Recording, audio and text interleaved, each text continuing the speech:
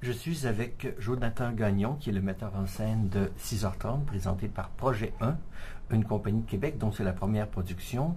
La compagnie a été fondée il y a un peu plus de 2 ans par Maude Boutet, Jean-Pierre Cloutier, Marie-Soleil Dion et Marilyn Laflamme, mais pas Jonathan Gagnon, avec qui je fais l'entretien aujourd'hui. Bon, le Projet 1, ils disent qu'ils veulent ramener sous le théâtre les autres formes d'art.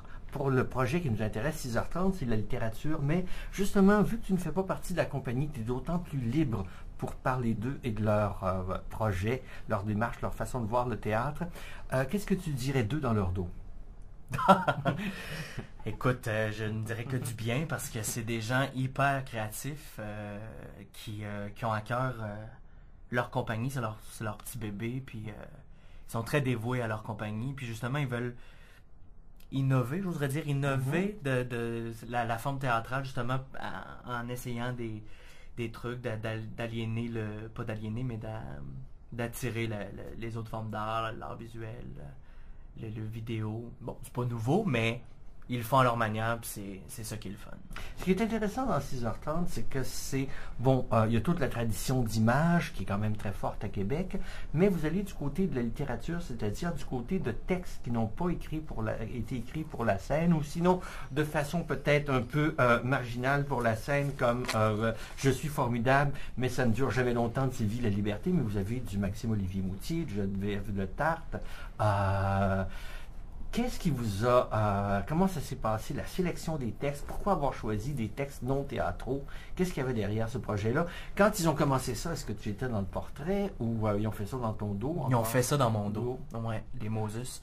Non, moi je suis arrivé, le montage du texte était tout établi. Pour combler, parce que eux, ils ont pris plein d'extraits de textes là, de différents auteurs contemporains québécois, de jeunes auteurs. Et parle de solitude. De solitude surtout, des textes contemporains, de la solitude du quotidien, de sexualité, de manque de sexualité, de manque d'amour, de manque d'écoute. Et puis, ils ont comblé les vides entre les extraits qu'ils ont choisis en écrivant eux-mêmes la suite des choses pour créer 3 personnages distincts. Ces 3 personnages qui habitent dans un même édifice, un même immeuble de Limoilou, un quartier de Québec. Et puis ces gens-là essaient de se sortir d'un espèce de marasme qui est au-dessus d'eux. Puis ils essaient fort, mais ils n'ont pas les outils nécessaires pour le faire. T'sais. Alors, puis le fait qu'ils ont utilisé ces textes-là, ben, c'était l'envie de mettre sur scène, de faire connaître au public ces textes qui sont vraiment pas connus. T'sais. C'est pas Michel Tremblay, c'est pas Michel-Marc Bouchard. C'est des auteurs qui n'ont pas la chance d'avoir une grande visibilité. Donc, on a pris ces paroles-là qui nous touchaient énormément, qui leur touchaient, puis moi, qui m'a touché par la suite. Puis on a essayé d'en créer un moment théâtral singulier, en fait. Ça pose une difficulté, je dirais, au point de vue à la fois de la dramaturgie puis des acteurs, parce que chaque acteur, si je comprends bien, peut avoir un texte dans un même personnage qui est en fait composé de 3, 4, 5, 6 écritures différentes. Absolument. Que chacune a sa respiration, son vocabulaire. Comment vous avez fait face à cette difficulté-là? Nous avons travaillé avec une dramaturge qui nous a aidé beaucoup dans la construction dramatique de tout ça, qui est Anne-Julie Royer. Je te dirais que la plus grosse difficulté, en dehors de ce souffle-là, ça a été de combattre le lyrisme que ça amenait naturellement sur scène. On sait que le lyrisme, c'est pas toujours le fun à écouter, puis tu sais. Alors, il a fallu trouver un ton qui a pas été facile, qui était vraiment sur une fine ligne où on était un peu à gauche, ça y était pas, puis on était un peu à droite, ça y était pas non plus.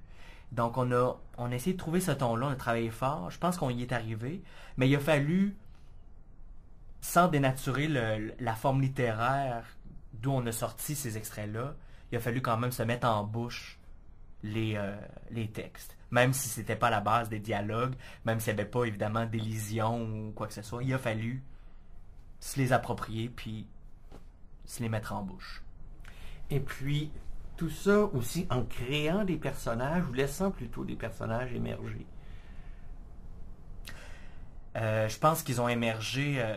Tu vois, le personnage d'Olivier, par exemple, est à 90% issu des œuvres de Moutier. Donc, c'est ça. Le personnage existait déjà dans l'œuvre de l'auteur. Donc ça a été moins compliqué, par exemple. Le personnage de José, qui est une mère de famille, elle est issue plus de l'univers de Jennifer Tremblay. La liste. La liste. Qui est un texte de théâtre. Qui est un texte de théâtre, effectivement.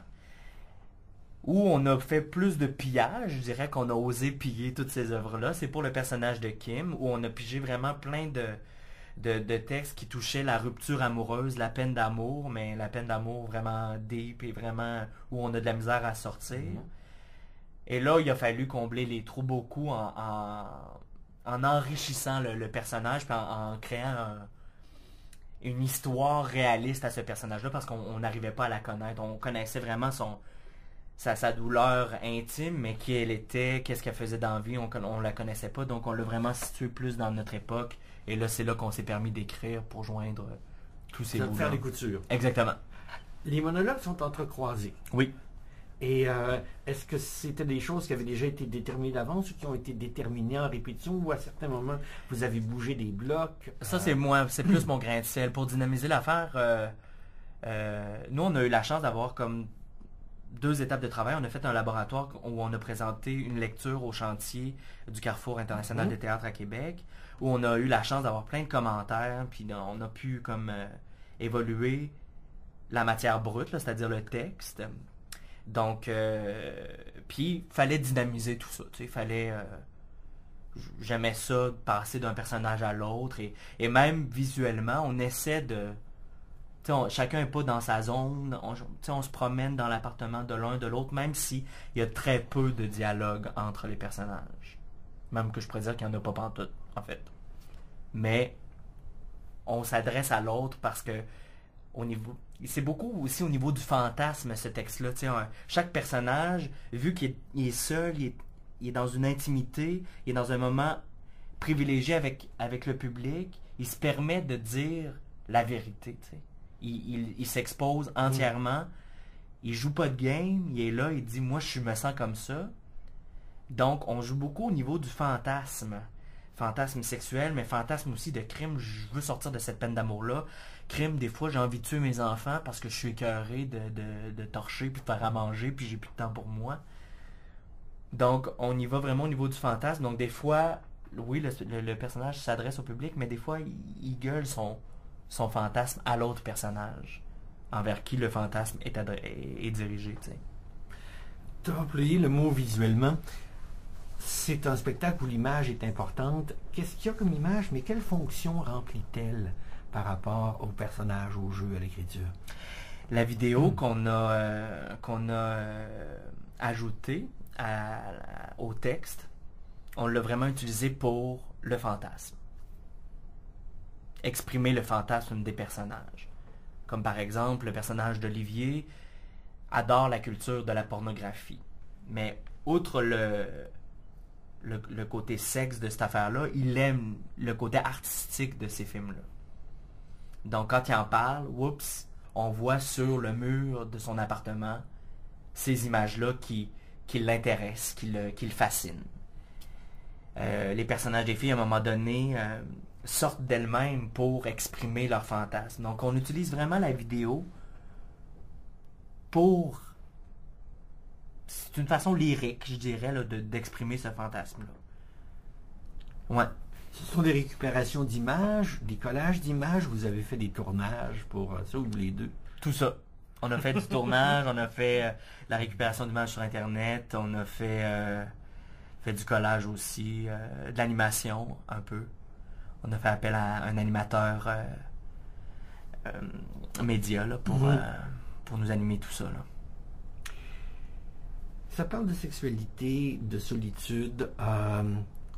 Est-ce qu'on est en train de confirmer que ce que certains psychanalystes disent aujourd'hui, qu'on a toujours cru qu'on avait besoin de l'autre, mais que ce besoin-là n'apparaît plus comme nécessaire aujourd'hui?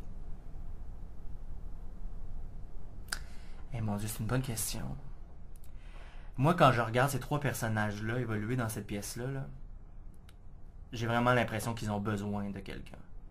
Ils seraient vraiment heureux d'être accompagnés dans la vie. Puis la société dans laquelle on vit est construite pour le couple, tu sais. Peu importe où tu vas, t'achètes un voyage tout inclus, tu veux t'acheter une maison, tout est plus facile à deux, tu sais. Puis moi, ce qui me touche énormément dans leurs histoires, je vais vous raconter une petite anecdote.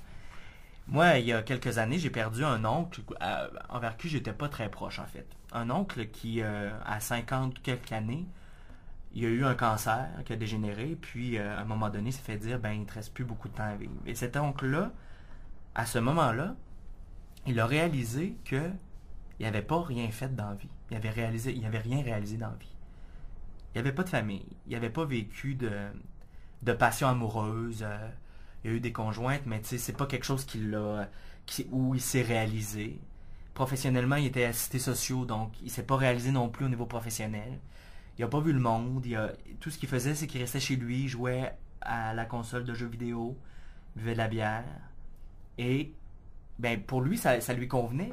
Mais quand il s'est fait dire que sa vie était sur le point de finir, il a réalisé qu'il n'avait rien fait. Et ce moment-là, là, moi, je trouve ça d'une tristesse infinie, tu sais. Puis c'est un peu ça, c'est pas aussi dramatique que ça, là, mais ils réalisent qu'ils sont dans un moment où il faudrait qu'ils changent. Ça serait comme le fun pour eux autres qui changent. Ils sont motivés, puis crime, ils y arrivent comme pas, tu sais. Fait que moi, je trouve ça beau et je trouve ça triste, tu sais. Tout ça. Jonathan Gagnon, merci. Merci.